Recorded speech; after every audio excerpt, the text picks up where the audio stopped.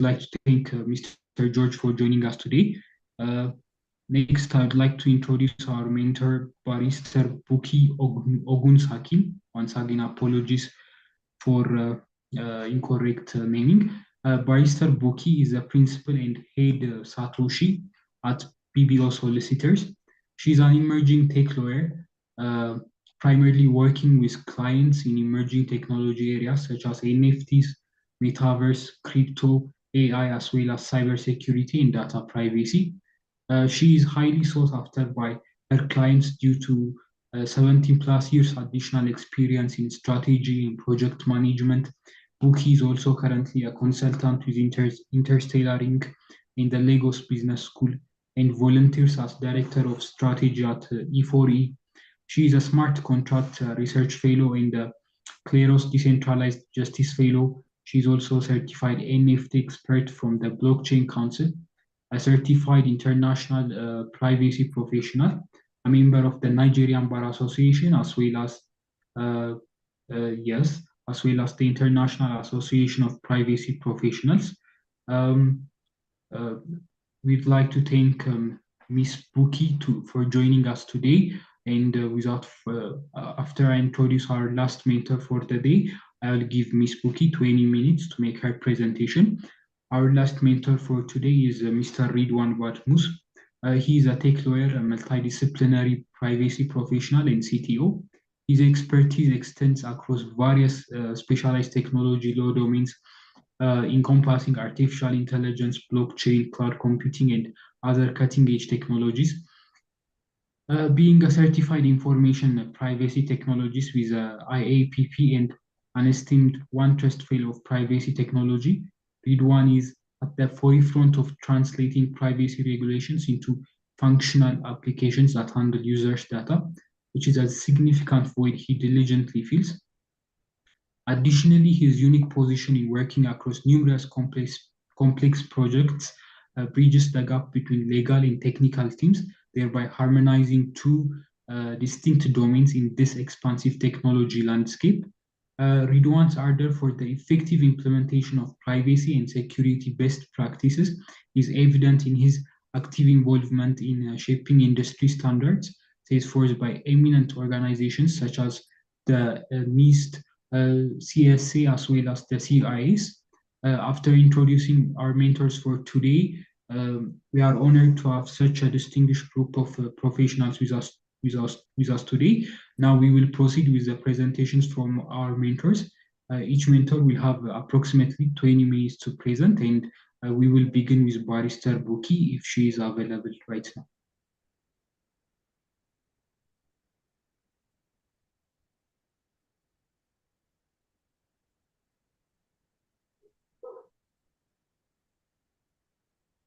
Okay, sorry, I'm trying to unmute myself. 1 second, please.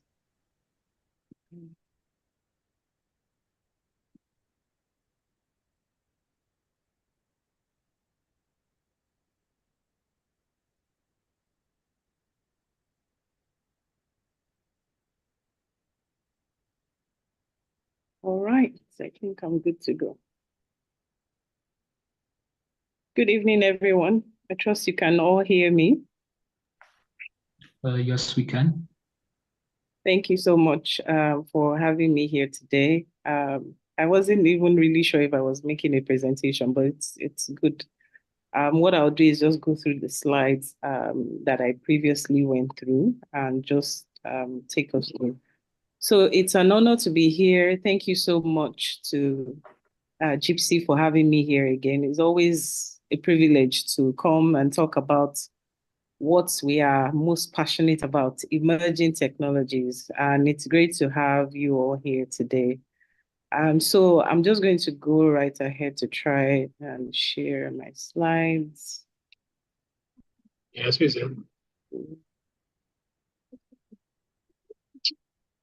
You now. I told you I'm doing something. Eh? Okay, I'll see my slides. Let's see.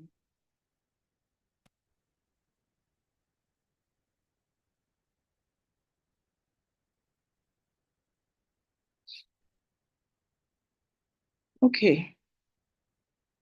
So I mean, we'll still go through the presentation by the mentees, right? Sure. After you finish your Okay. presentation, Okay, we'll all have right. a 10-minute presentation by the mentees. Okay. So we're talking about the metaverse today, and the metaverse, a lot of people have different definitions for the metaverse. And when it comes to new and emerging technologies, we find that because there are no solid frameworks all over the world in different jurisdictions, we go with best practices and global standards. That's the best, that we have available to us. So there is a metaverse which we call the digital universe.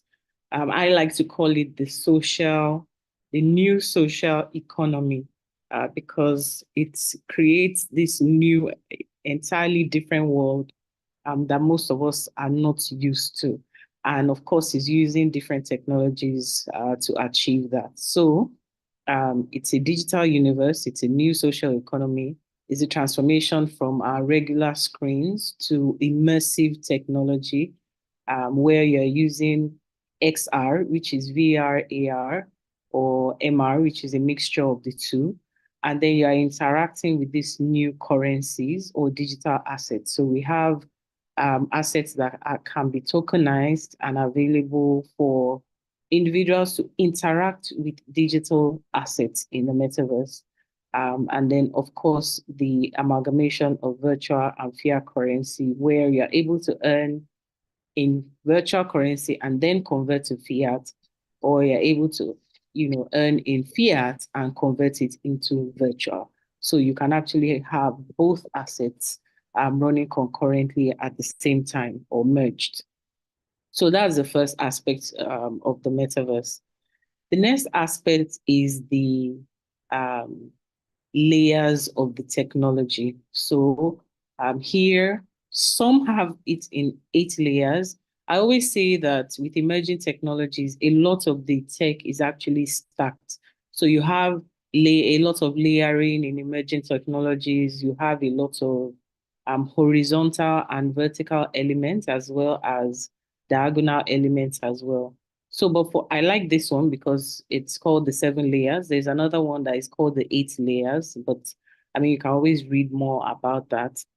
So this is covering experience, which is gaming, shopping, theater, and the rest. And then you have discovery, which is curation, rating, stores, agents, the creator economy, where we find that people are creating assets, selling, buying.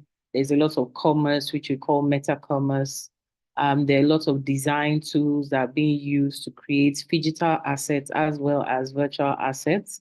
And then there's a lot of workflow as well, because you are creating and then you are able to earn. So whatever you create, you can now monetize, if we can call it that. So that's why it's called the creator economy. And then we have spatial computing, which has to do with the immersive technologies, like I said earlier. So virtual reality, augmented reality, XR, which is all the extended realities, and MR, which is mixed when you use both VR and AR in a single application.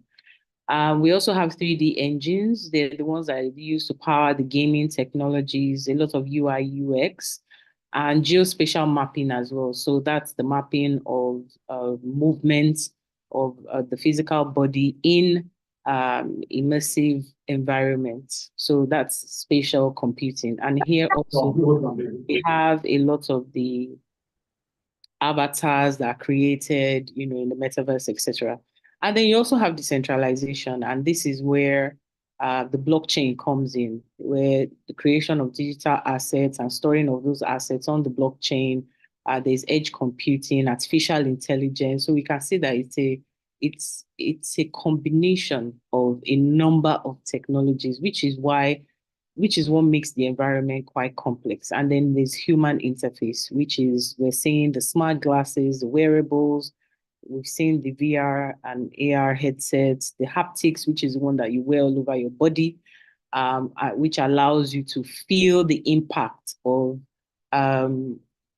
the environment. So if you are punched, for instance, in the metaverse, the haptics will allow you to feel, the sensations via the body wear, that you are wearing.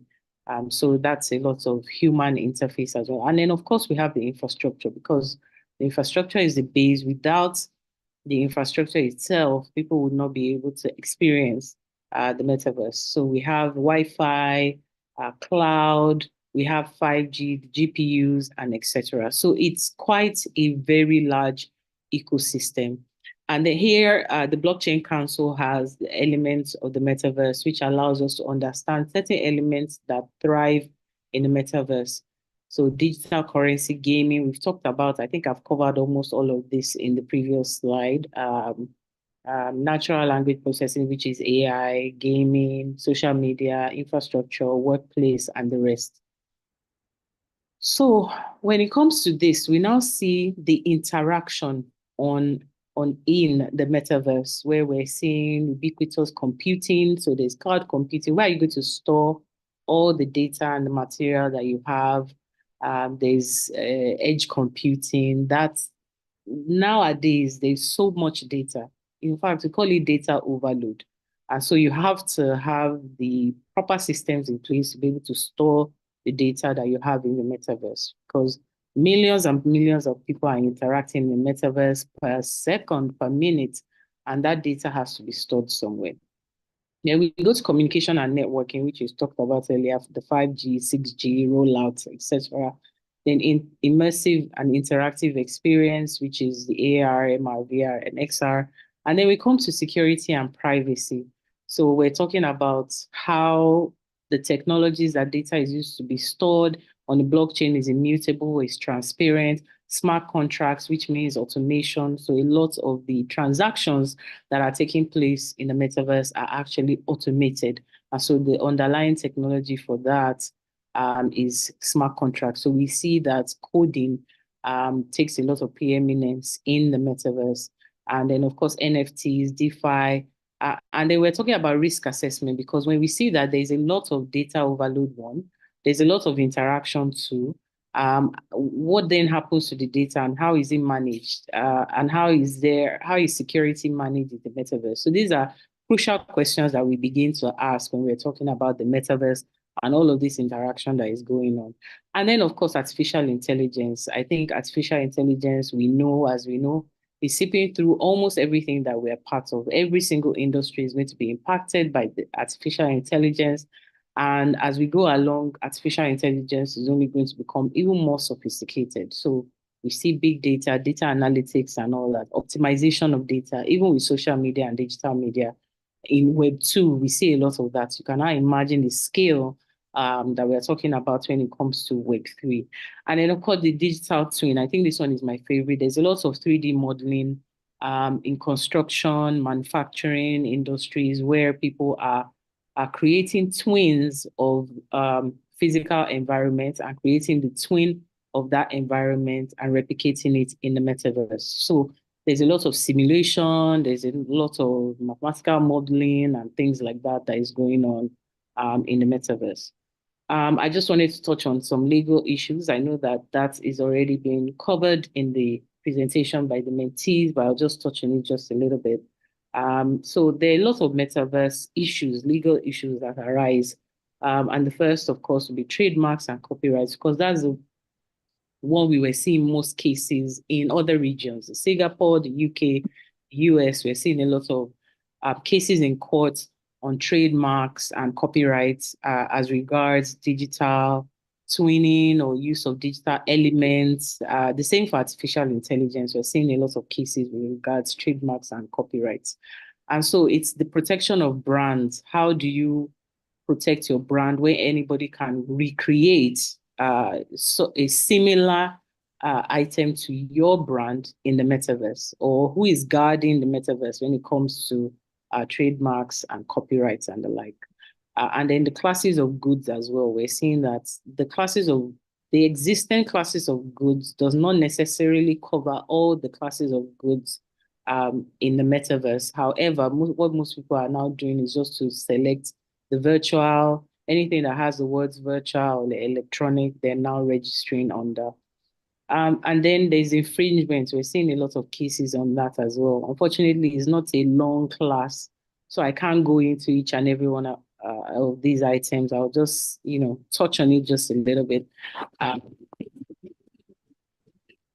Enforcement of infringements where the courts are ruling that even though the brands already exist in the physical world and haven't made their presence known in the virtual world, is still an extension of the physical world into the virtual world. So you can't go into the virtual world to recreate a similar work and then think you can get away with it. So those are the lines that we're seeing being told currently under most litigations globally.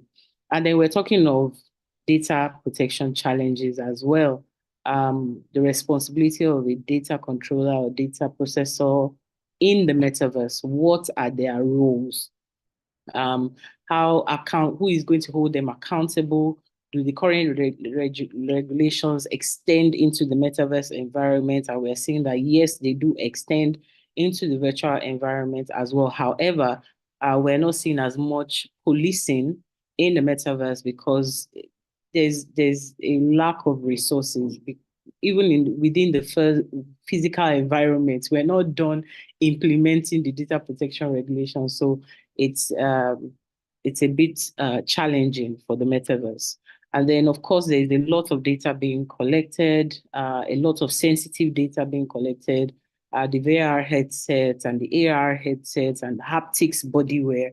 They are collecting a lot of data, sensitive data like biometrics, body movements, facial movements, eye movements, brain waves. Lately, I think even in the news was saying that even Apple's AirPods are recording brain sensitive waves or some sort. So there's a lot of data that is being collected, and who is holding these organizations accountable for the kind of data that they're collecting to make sure that, one, they're keeping it secure, and then two, they're not abusing the use of the data. So, and there are a lot of other issues as well. Deletion of data on the blockchain, how does that work? Data portability on the blockchain, how does that work? Because we know that the blockchain is immutable. And so how do you manage right to be forgotten and data portability and the like on the blockchain? So those are a number of questions that arise.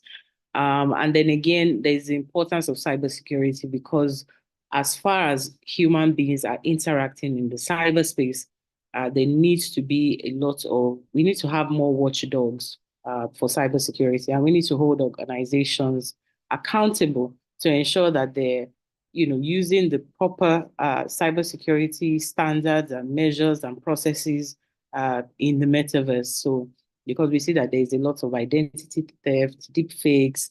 I know you mentioned a lot more in the presentation as well. Hacking, ransomware, there's so many. This is just to mention a few. And then we go into AI regulations like avatar rights, can AI create a work?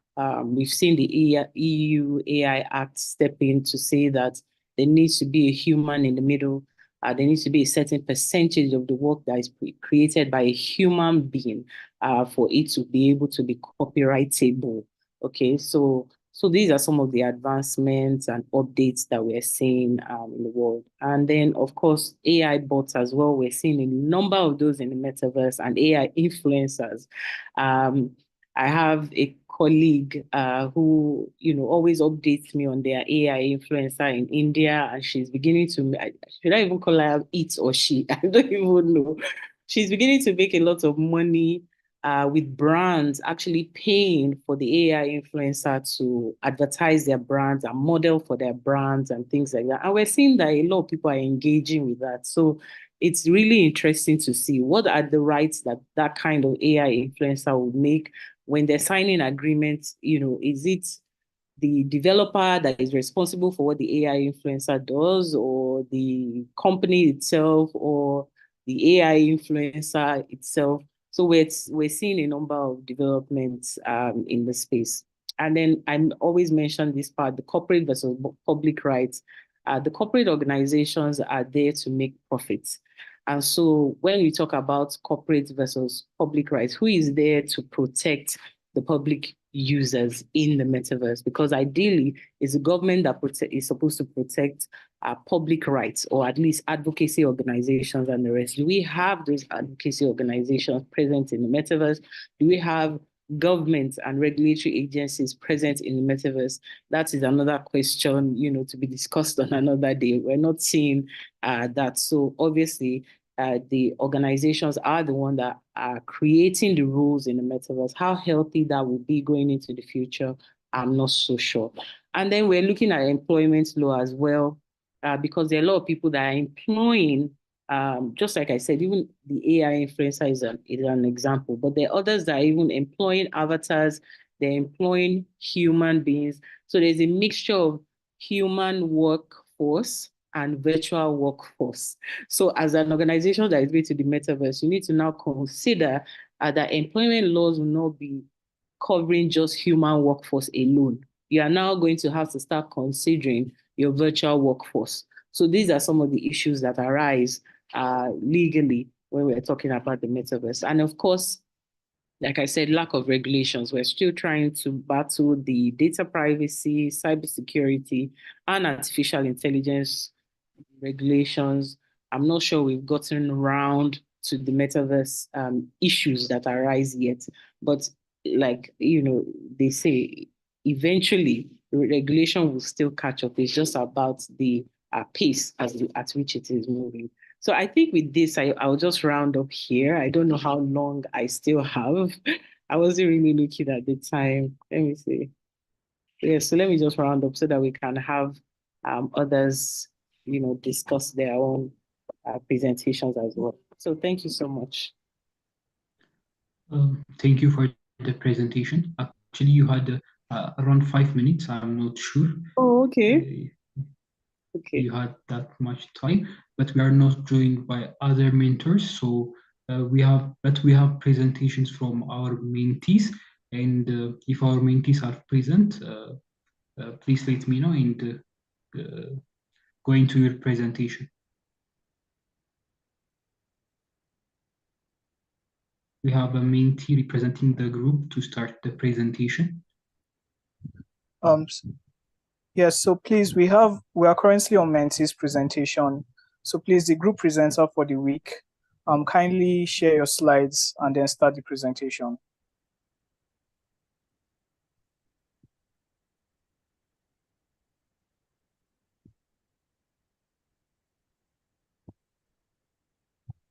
If you need any assistance, let us know if you cannot share. Do we have the group presenter on call? Okay, please, can someone step in on behalf of the group to make presentation? I will do well to share screen on behalf of the group while presentation is going on.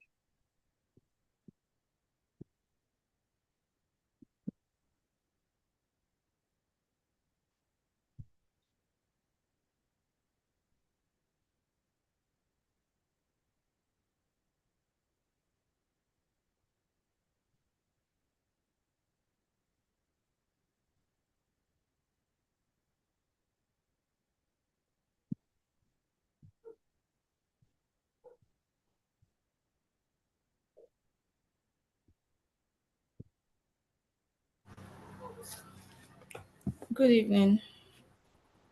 Yes, good evening, Joy. Thank you so much. Please, you can go ahead with the presentation. I will help you share slides. Seems like I'm the only student in class.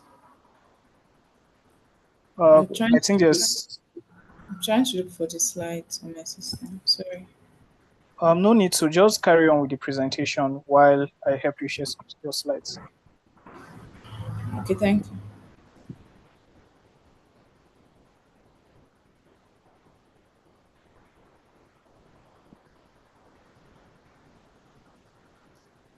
Please, you can go ahead and start. I can't see the slides yet. Yeah, I'm working on it.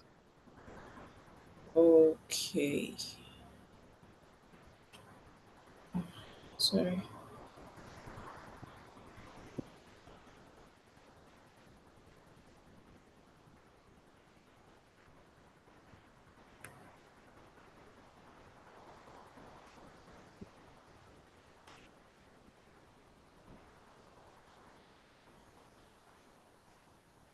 you can begin your presentation and we can share it later. Okay. Oh, okay. I can see you are sharing already. Okay. Well, okay. Continue. Okay. Good evening, everybody. Thank you. Our topic for this week is the metaverse.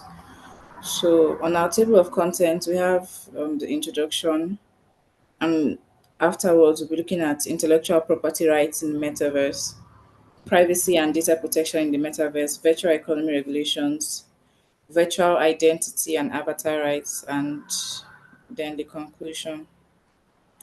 So basically, the metaverse refers to a virtual space. It's basically a digital world that persons can access. It's not, it's based off of the real world, but it's not a real world. It's a digital universe, if we can call it that. So looking at intellectual property rights in the metaverse, there are certain legal issues that come up when you look at IP rights in the metaverse. So things like ownership, licensing, and enforcement of those rights in the metaverse can come up. However, for now, I don't think there are any, at least in Nigeria, I don't think there are any laws that have been made specifically for the metaverse, but I believe there are ways that we can adapt already existing laws in the physical world to the metaverse. So, looking at privacy and data protection in the metaverse, because it's also a world where human beings are going to be involved in without persons, there's nothing in the metaverse. So with your data there, with the things that you're creating, with the information that you're giving, you still have rights that have to be protected. So we there should be privacy and data protection, protecting individuals that make use of different things in the metaverse. Uh, we're looking at virtual economy regulation.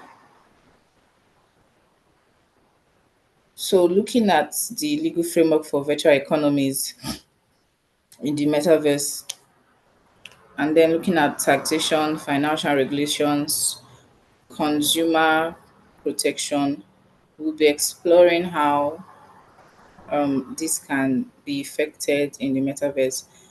For instance, in Nigeria, there are a few rules that control cryptocurrencies, or if there's one rule that control cryptocurrencies. But I think in other nations they have different other regulations that regulate their decentralized system, their cryptocurrency, their virtual assets, basically, their digital or virtual assets. So we'll also be looking at taxation of these virtual transactions. They can be taxed via income tax, that's personal income, or value added tax. So if you're providing value to, as an individual, if you're providing value, if your product has, if your product gets to like the end consumer, the VAT passes down to the end person.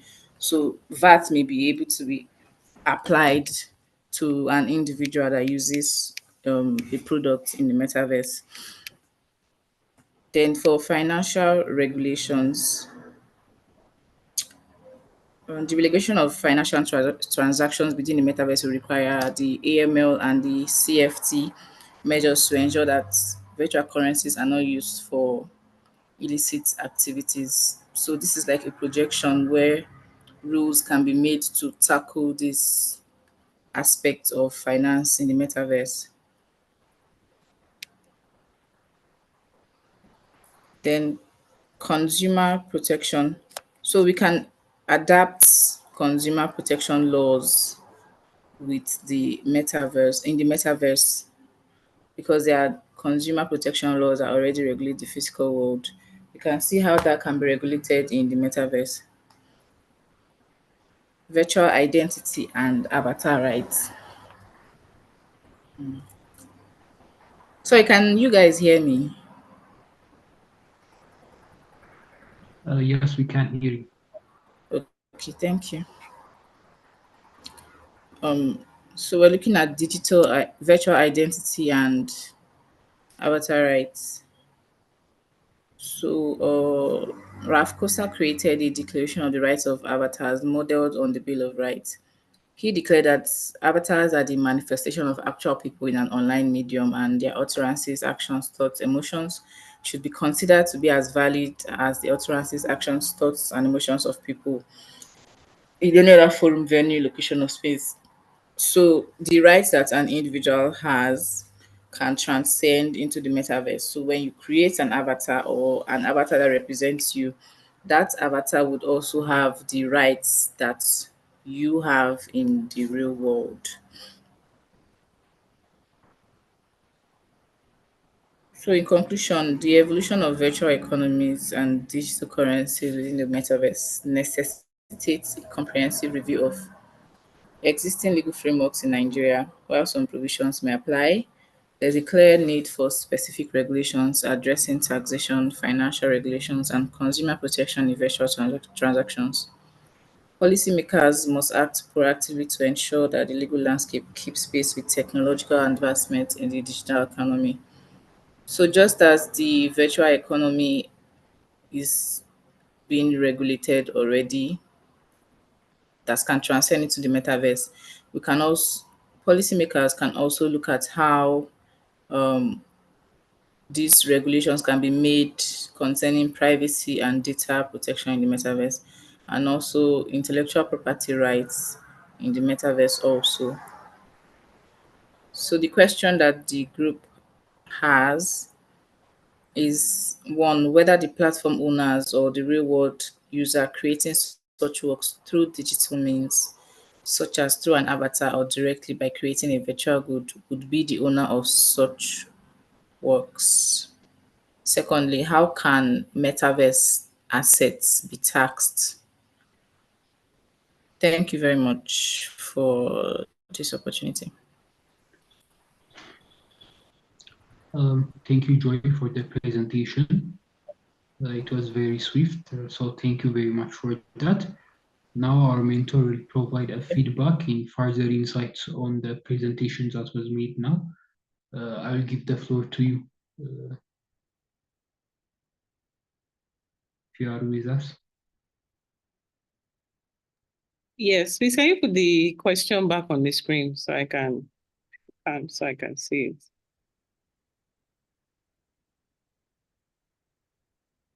I believe the first one was about avatars and creating digital works.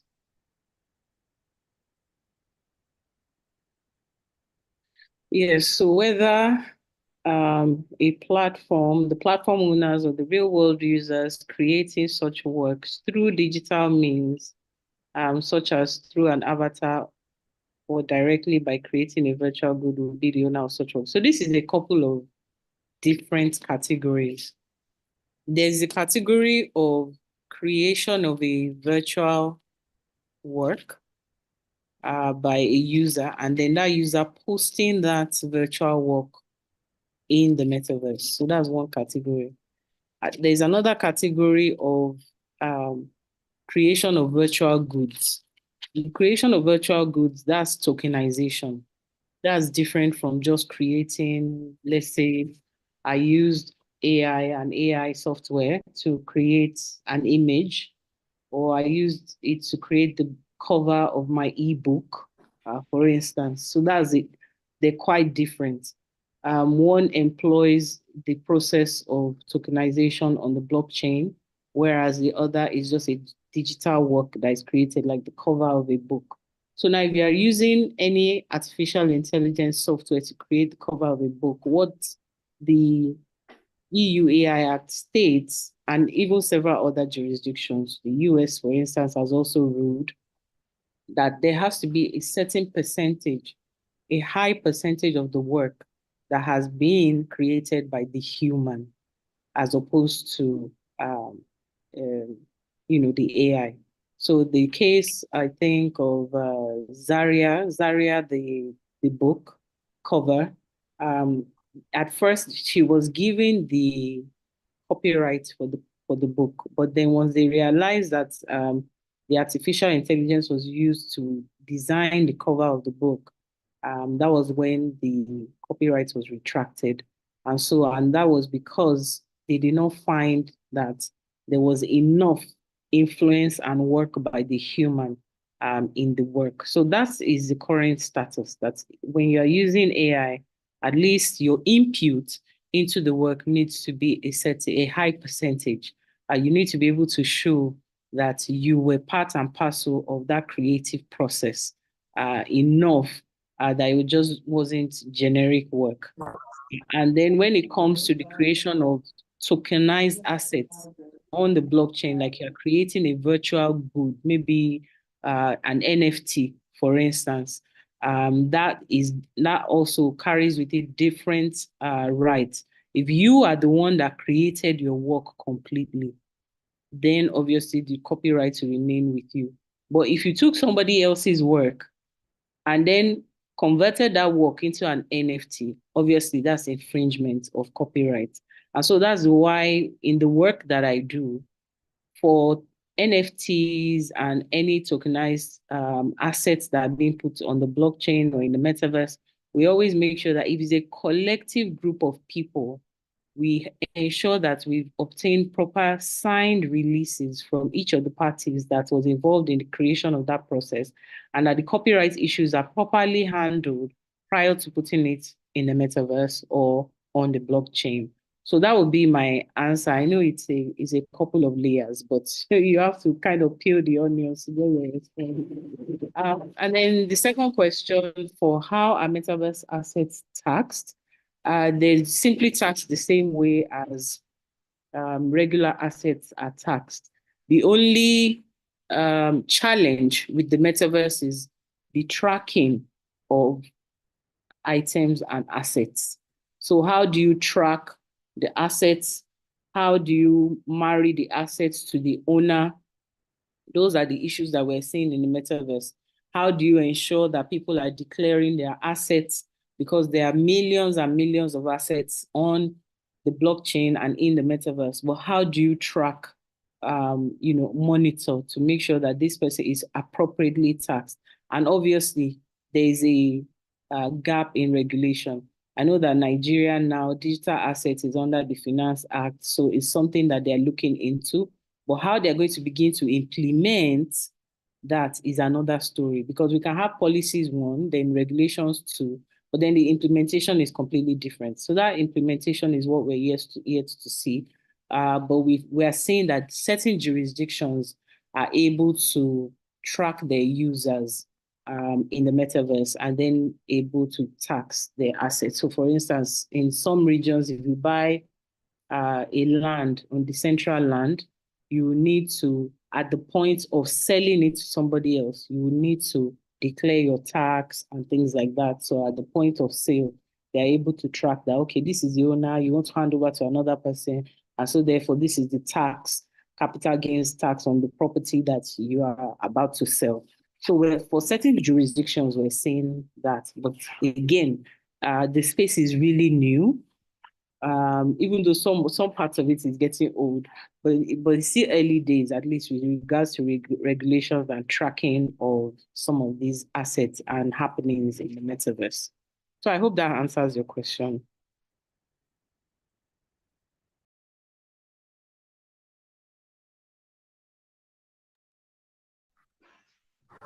Thank you for answering the questions. Do you have any feedback on the presentations? So for the presentation, I think the work that was done, it was 4 people on the presentation, right? I think the work that was done on the presentation was good. They delved into some of the key issues, when it comes to the metaverse. So that was really good. It was even quite wordy. So that shows that they really did get their a lot of information regarding the metaverse. So I think it's work well done. I would like to just add that sometimes with the emerging technologies, it can be quite complex, one, and secondly, challenging. Because parts of it, the information remains the same. But then parts of it, there is a lot of technology that is moving that you might get distracted really quickly. So for instance, when NFTs were raining, everybody was like, NFTs, NFTs, NFTs, everybody was running towards NFTs. And then the next thing, metaverse, metaverse, metaverse. And then now you see artificial intelligence, AI, AI, AI. So there's a lot of technology is moving really fast. So it can be quite overwhelming because it's especially when you're dealing in emerging technologies, it's a lot to keep up with. So as we're able talking about artificial intelligence, we're looking at cryogenics, we're looking at nanotechnology, we're looking at drone technology. We're not even there at artificial general intelligence yet, or quantum computing. So you can imagine that you're dealing with quite a lot of information. So I find that a lot of people get tired of that information really quickly. But I would just like to encourage you guys that are here that if you're interested in the emerging technology space, you need to make sure that you really enjoy the work that you do. Otherwise, it will get really overwhelming. So if you enjoy it, if you're passionate about the space, then I think that will carry you through the data overload, that comes your way. So I'd just like to encourage you all. That was a good presentation again, a lot of information, but then just make sure that you're, using that information well, and you're not getting tired of the hype and the challenges within the emerging technology space. Thank you. Thank you for the feedback. We will now move the floor to questions. Please feel free to ask our mentors any questions you have. You can raise your hand, or you can type any questions you have in the chat box.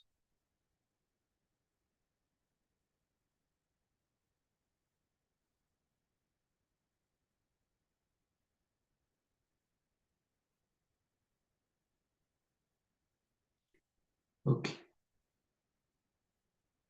If there are no questions, we will have picture time. So I would like to encourage everyone to turn on your video for a quick screenshot. Please turn on your video, everyone.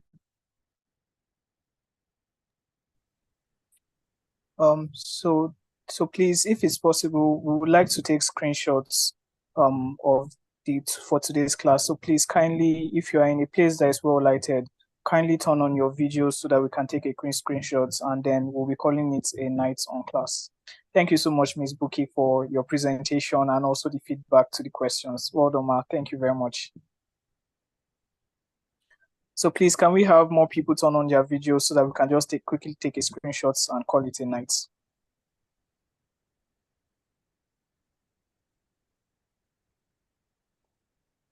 Okay.